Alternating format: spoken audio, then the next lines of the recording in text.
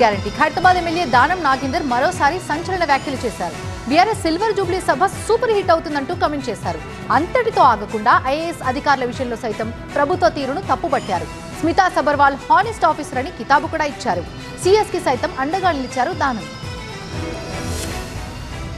BRS party నుంచి గెలిచి కాంగ్రెస్ లో చేరిన ఎమ్మెల్యే దానం నాగేందర్ గులాబీ పార్టీ సిల్వర్ జూబ్లీ సభపై ఆసక్తికర వ్యాఖ్యలు చేశారు. కేసీఆర్ ను చూసేందుకు ప్రజలు ఉత్సాహంగా ఎదురు చూస్తున్నారన్నారు. కేసీఆర్ గారిని చూడాలని ప్రజలు చాలా మంది ఎప్పటి నుంచో నిరీక్షణ జరుగుతుంది కాబట్టి ఆయన ఈ పెద్ద సభకు వస్తుంది కాబట్టి నేను కూడా అనుకుంటాను ఆయనను చూడడానికి పెద్ద సంఖ్యలో వస్తారని నేను కూడా. కంచ గచ్చిబౌలి భూముల వ్యవహారంలో ఐఏఎస్ అధికారి స్మితా సబర్వాల్ కు నోటీసులు ఇవ్వడాన్ని తప్పుపట్టారు ఖైరతాబాద్ ఎమ్మెల్యే. ఆమె రీట్వీట్ తప్పే కాదన్నారు. సబర్వాల్ గారు కూడా చాలా హానెస్ట్ ఆఫీసర్, ఆమె కూడా స్మితా సబర్వాల్ కూడా. మరి ఆమె ఉన్న వాస్తవాన్ని రీట్వీట్ చేసింది తప్ప ఏదో గవర్నమెంట్ చేసిందని నేను భావించడం లేదు. గవర్నమెంట్ ఉద్దేశపూర్వకంగా బ్లేమ్ చేసిందని నేను భావించడం లేదు. ఎందుకంటే గచ్చిబౌలి ఏదైతే ఇష్యూ ఉందో అక్కడ డీప్ ఫారెస్ట్ ఉంది అని చెప్పి రకరకాలుగా వచ్చింది కాబట్టి దాని ఇష్యూలో ప్రభుత్వం మళ్ళీ పునరాలోచన ఉంది అనేది మనం చూస్తూ ఉన్నాం. సంతోషంగా, ఎందుకంటే సెంట్రల్ యూనివర్సిటీ ఆ పరిధిని ఆ యొక్క శాంటిటీని కాపాడాలి కాబట్టి.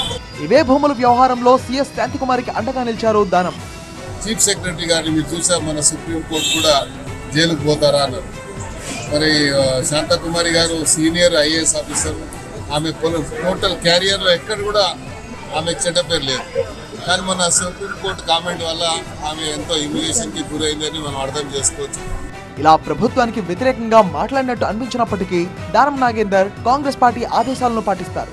బుధవారం జరిగిన హైదరాబాద్ ఎమ్మెల్సీ ఎన్నికల్లో బీఆర్ఎస్ పోలింగ్ కు దూరంగా ఉంది. కానీ దానం నాగేందర్ మాత్రం కాంగ్రెస్ ఆదేశాల మేరకు ఓటింగ్ లో పాల్గొన్నారు.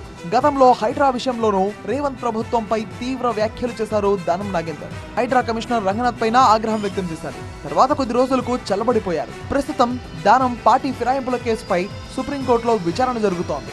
ఆ పిటిషన్ పై ఏదో ఒక తీర్పు వచ్చే వరకు దానం వ్యవహార శైలి ఇలానే ఉంటుందంటున్నారు ఆయన అనుచరులు.